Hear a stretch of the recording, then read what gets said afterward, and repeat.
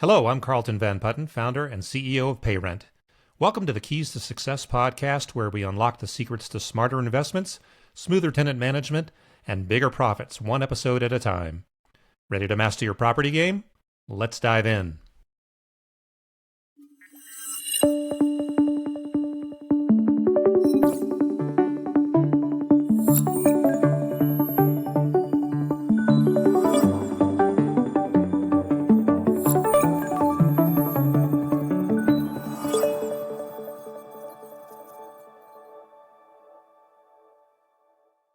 Welcome back, everybody. This time, we're going to be talking about Lease guarantors. lease guarantors. Yes. Now, this is something that, if you've rented an apartment, you've probably at least heard of these things. Yes, definitely. And maybe you've needed one, maybe you've been one, I don't know. Right.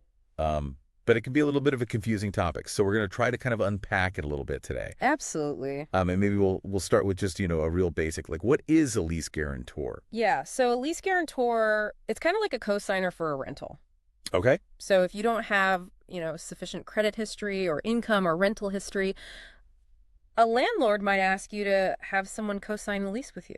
Okay. So it's almost like a backup. Yeah, exactly. It's Right. a backup for the landlord in case the tenant can't fulfill the terms of the lease. Right. Like my buddy just graduated college. Right. Moved to a new city, had a job lined up, credit score is great, Mm-hmm. but no rental history. Mm-hmm. And the landlord was like, you need a guarantor. Wow, yeah. And Super typically- common. So that's kind of like the classic example. Yeah, and that's, in competitive rental markets, that's extremely common. Okay, so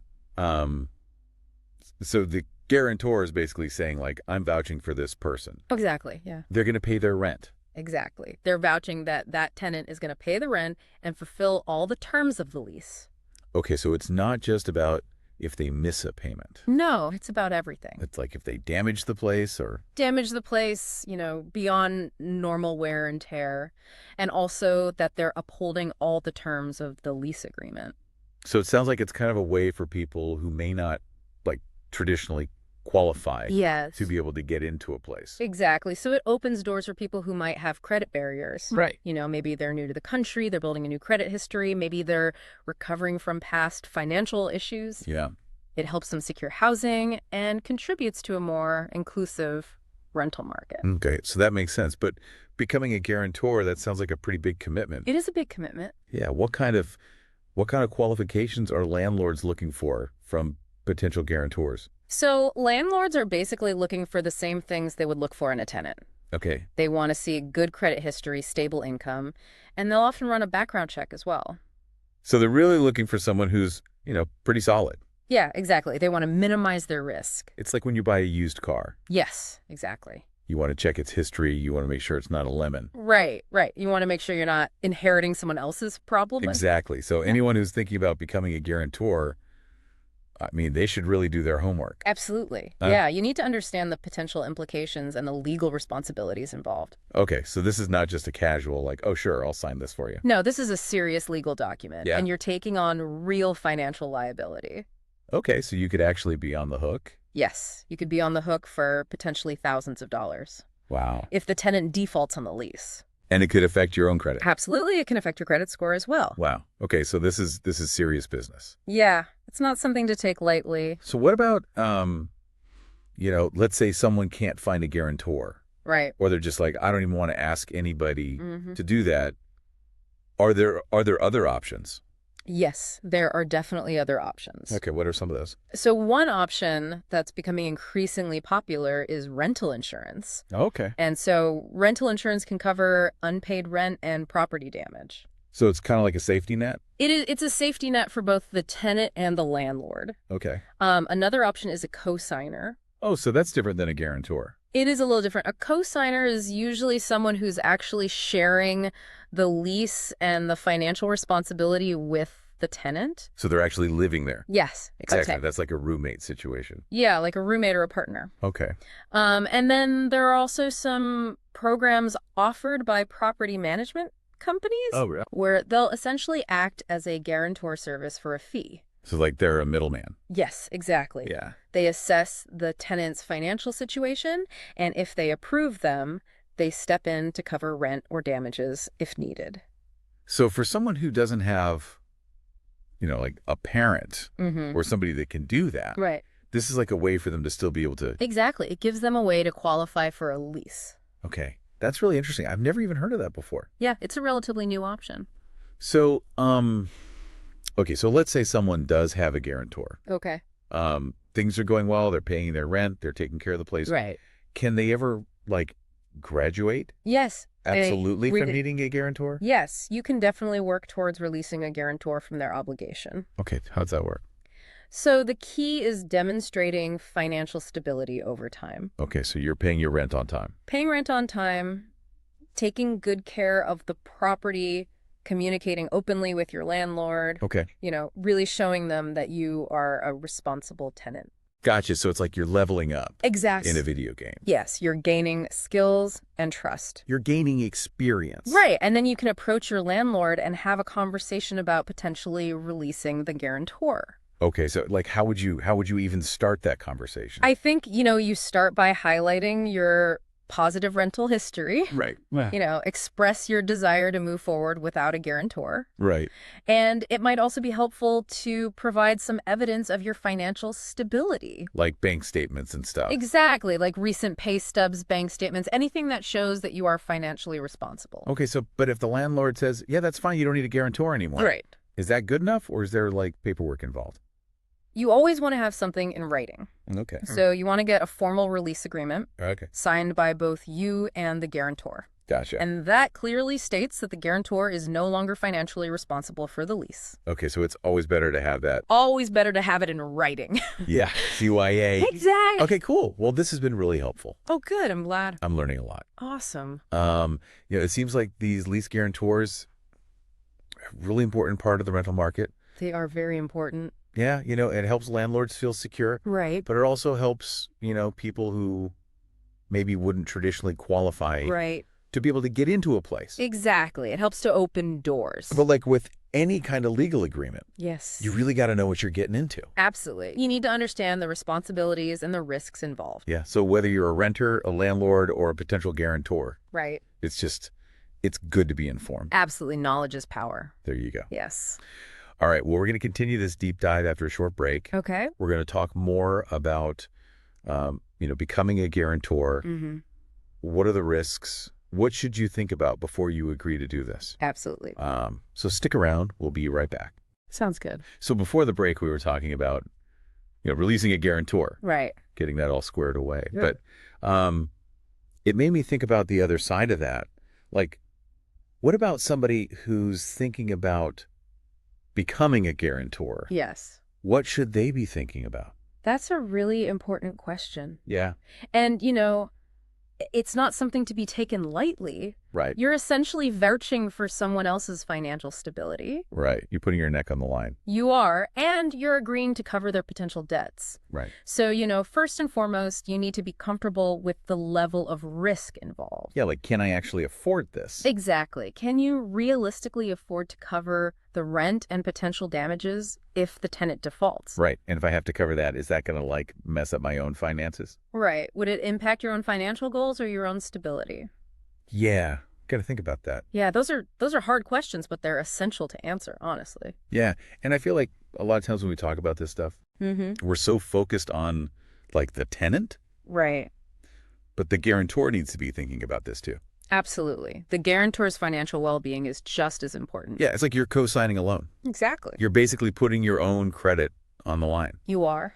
So, so beyond the money part of it. Right. What about the relationship? Yes, that's huge. Because if you're co-signing for your kid or your friend or whatever, right, what happens if they don't pay their rent and you have to step in? Right. Are you going to resent them? Is it going to create tension in the relationship? Yeah, nobody wants to have that conversation. Exactly. So it's really important to have open and honest conversations about expectations and potential challenges before you sign anything. That's a good point. So, so let's say somebody has decided, I'm comfortable with the risk, I'm going to do this. Okay. What are some things they can do to protect themselves? Yeah. So first and foremost, you need to thoroughly review that lease agreement. Yeah. Don't just skim it, understand all the terms and conditions. Make sure you read the fine print.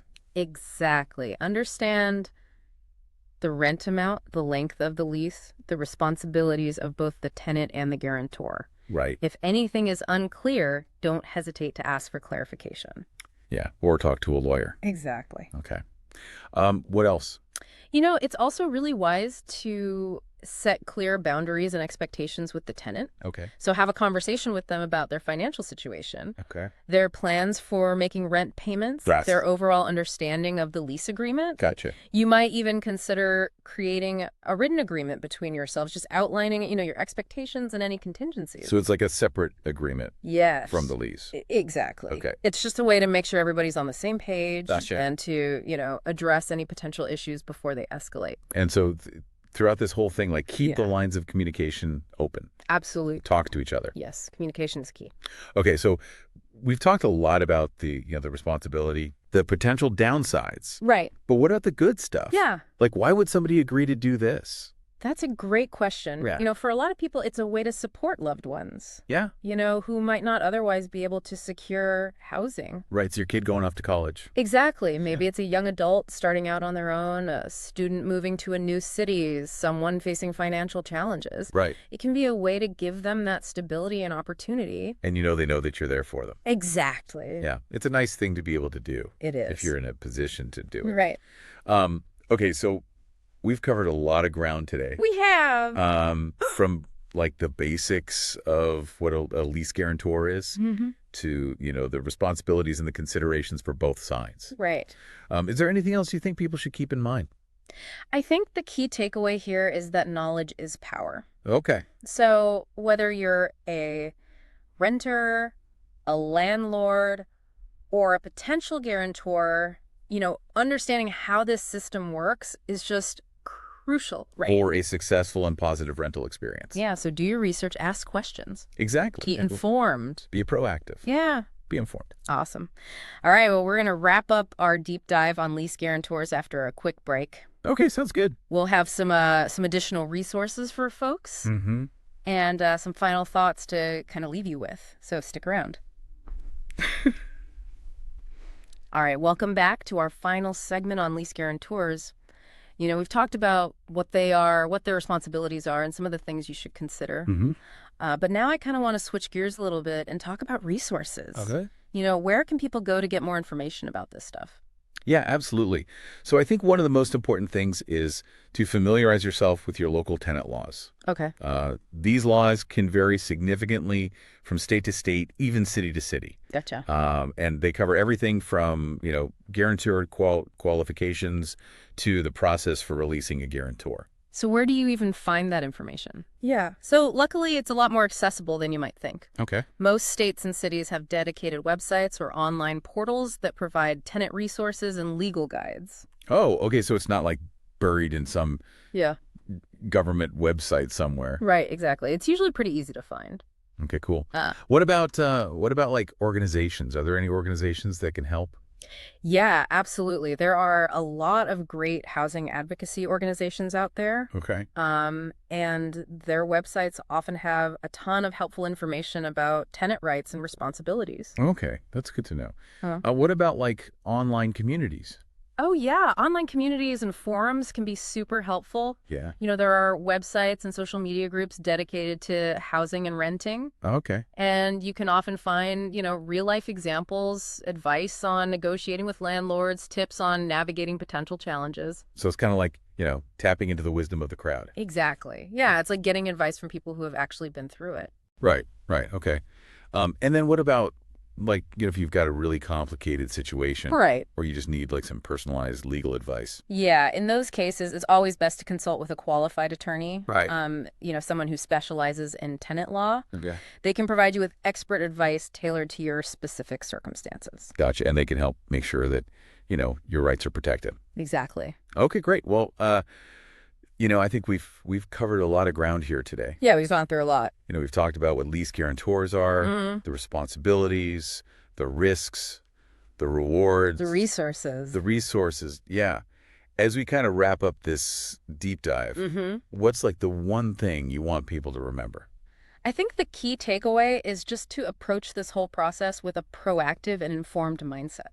Okay. So whether you're a tenant, seeking a guarantor, someone considering becoming one, or even a landlord. Right. Just understanding the legal and financial implications is crucial. Yeah, knowledge is power. Exactly. And it can really empower you to make informed decisions and navigate the rental landscape with confidence. Absolutely well said. And, as we've talked about throughout this whole thing, communication is key. Yes, always. Keep those lines of communication open between tenants, guarantors, and landlords. Absolutely. It can really prevent a lot of headaches down the road. Definitely. All right. Well, hey, thanks for joining us on this deep dive into the world of lease guarantors. Yeah, thanks for having me.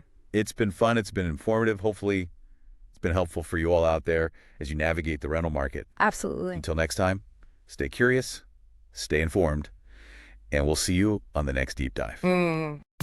We hope you enjoyed this episode of Keys to Success.